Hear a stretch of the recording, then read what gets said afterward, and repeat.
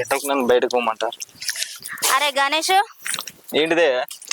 అరే ఏం లేదురా, మరి లేకపోతే ఆఖరికి ఎందుకు వచ్చినావు? ఒక ముచ్చట చెప్తే రాదురా. ఏం ముచ్చటనే? ఏం లేదురా, నా మేనగోడలు నా అన్న బిడ్డను నీ మర్దను లగ్గం చేసుకోరాదురా. గది నువ్వు లగ్గం చేసుకుంటారే?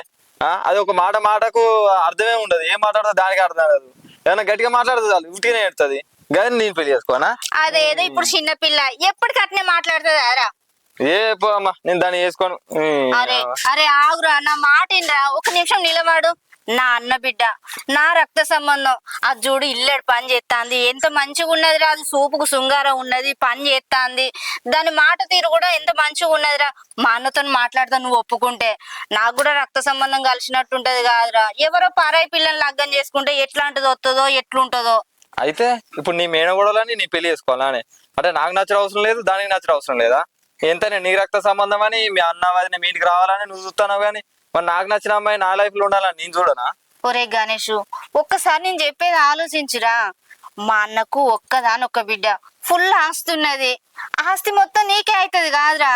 అది మళ్ళా నాకు ఇంట్లో కూడా చేదోడు వాదోడుకుంటాంది. మంచి పిల్ల, ఇంతకన్నా ఎక్కువ ఏం కావాలరా నీకు? అంటే ఇప్పుడు ఆస్తి కోసం పెళ్లి చేసుకోవాలా? నాకు నచ్చడం అవసరం లేదా? ఇక దానికేం తక్కువరా?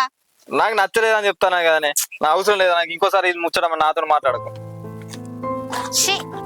అసలు మా అన్నగాడే వాని బిడ్డని ఇత్తడో ఇయ్యడో, ఒప్పుకుంటాడో ఒప్పుకోడో నేను అనుకుంటా అంటే వీడే చేసుకొని అంటాడు. ఇట్లయితే కాదు, మెల్లగా స్వాతినే బతిలాడతా. స్వాతి, స్వాతి.